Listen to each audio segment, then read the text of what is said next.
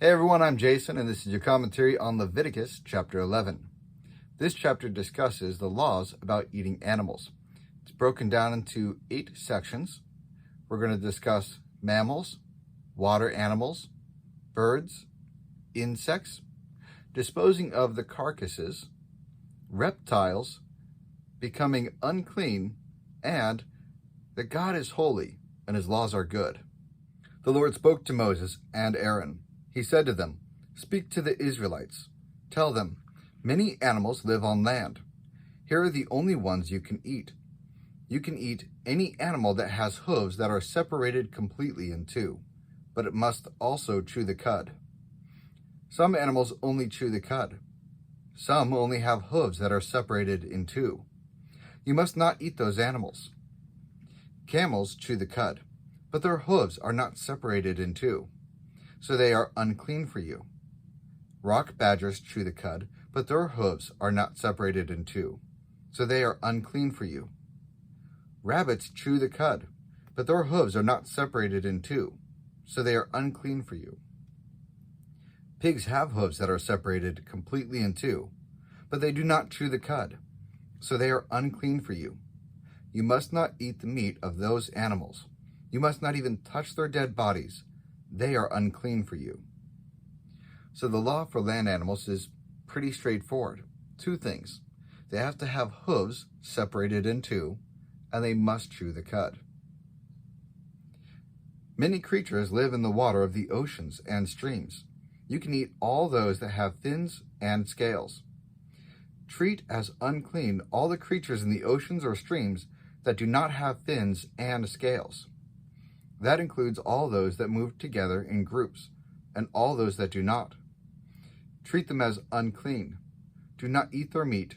Treat their dead bodies as unclean. Regard as unclean everything that lives in the water that does not have fins and scales. Again, pretty straightforward with sea animals and water animals.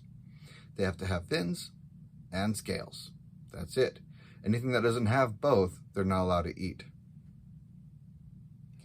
Here are the birds you must treat as unclean. Do not eat them because they are unclean. The birds include eagles, vultures, and black vultures. They include red kites and all kinds of black kites. They also include all kinds of ravens. They include horned owls, screech owls, gulls, and all kinds of hawks. They include little owls, cormorants, and great owls. They include white owls, desert owls, and ospreys. They also include storks, hopies, bats, and all kinds of herons. This one's slightly different. Instead of saying, here are 2 things that they must have, we're looking at 2 types of birds that they're not allowed to eat. In this case, they're not allowed to eat birds that are predators or scavengers. Treat as unclean every flying insect that walks on all 4s. But you can eat some flying insects that walk on all 4s. Their legs have joints so they can hop on the ground. Here are the insects you can eat. You can eat all kinds of locusts, katydids, crickets, and grasshoppers. Treat as unclean every other creature with wings and 4 legs. Now in this situation, we're not saying it actually has 4 legs. It's more of the motion of 4 legs, where it walks or creeps along the ground. Things like flies would do that, ants as well.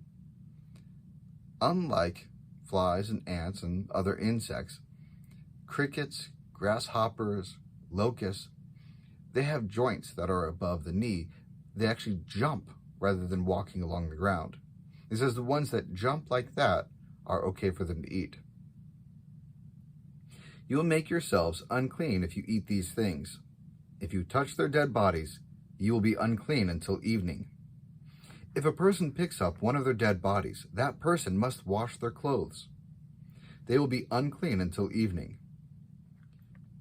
Suppose an animal has hooves that are not separated completely in two, or suppose an animal does not chew the cud. Then these animals are unclean for you. If you touch the dead body of any of them, you will be unclean. Many animals walk on all 4s, but those that walk on their paws are unclean for you. Anyone who touches their dead bodies will be unclean until evening. If a person picks up their dead bodies, that person must wash their clothes. They will be unclean until evening. These animals are unclean for you. So here we see it talking about a carcass, a dead animal. And God says if you touch a dead animal, you're unclean. You have to wash yourself. For a vast majority of us, that's common knowledge. If you touch something that's been dead a while, it can have diseases, and you need to wash yourself and wash your clothes if your clothes touch it as well, in order to be clean. Many animals move along the ground. Here are the ones that are unclean for you. They include weasels, rats, and all kinds of large lizards. They also include geckos, monitor lizards, wall lizards, skinks, and chameleons. These are the animals that move around on the ground that are unclean for you. So he's throwing in there rats, which we know carry diseases, all types of reptiles. These type of animals are known for being unclean, for having diseases and parasites. And so any of them, whenever you touch them, you're supposed to wash your hands. You're supposed to wash yourself, just so that way you don't get the disease that they might be carrying. If you touch their dead bodies, you'll be unclean until evening. Suppose one of them dies and falls on something, then that thing will be unclean. It does not matter what it is used for. It does not matter whether it is made out of wood, cloth, hide, or rough cloth. Put it in water. It will be unclean until evening. After that, it will be clean.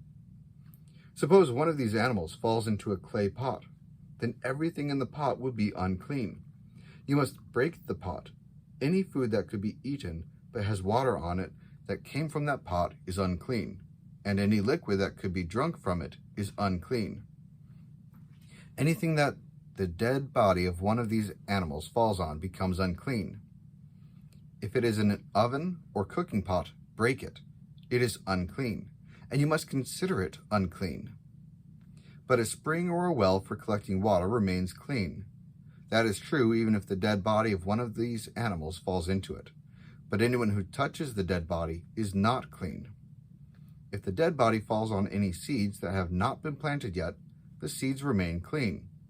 But suppose water has already been put on the seeds, and suppose the dead body falls on them, then they are unclean for you. Suppose an animal you are allowed to eat dies. If anyone touches its dead body, they will be unclean until evening. If they eat part of the dead body, they must wash their clothes. They will be unclean until evening. If they pick up the dead body, they must wash their clothes. They will be unclean until evening. Treat as unclean every creature that moves along the ground. Do not eat it. Do not eat any of these creatures. It does not matter whether they move on their bellies. It does not matter whether they walk on all fours or on many feet. It is unclean. Do not make yourselves unclean by eating any of these animals. Do not make yourselves unclean because of them. Do not let them make you unclean. This part covers a lot. If a dead animal is on top of something, you can remove the dead animal. It makes you unclean because you were touching it. And then you have to wash whatever it is that it fell on. If that item is used for food, like a cooking pot, a lot of their clay pots are porous, so any diseases can get inside. You can't easily clean something like that, and that's why you're supposed to break it. You don't want to pass along any disease that that animal might have had. It even talks about a clean animal that dies and then becomes unclean. Well, when we're talking about eating animals, you're going to kill the animal anyway. What they're talking about here is if an animal dies from a natural cause, something that you didn't initiate, you don't know how long they would have been dead. It's quite possible that they'd have maggots or other disease that would have gotten to them. So even an animal that would have been considered clean, if it was not intentionally killed by you, you would not be allowed to eat it.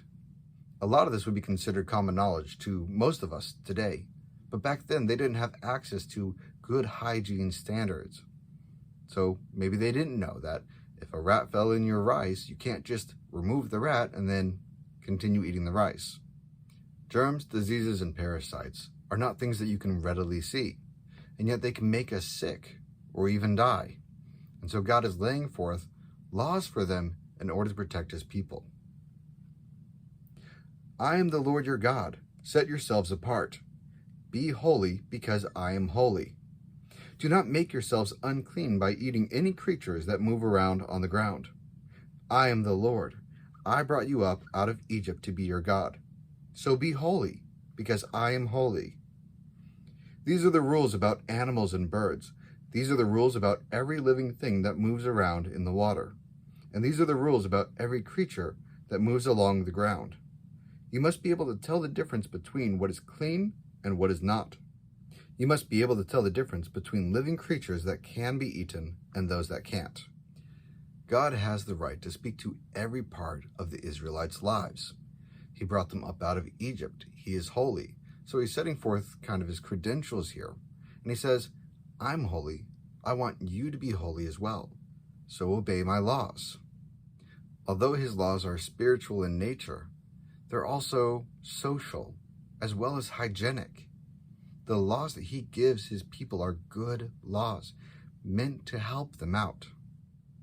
God is not just the God of Saturday or Sunday. He's the God of every day.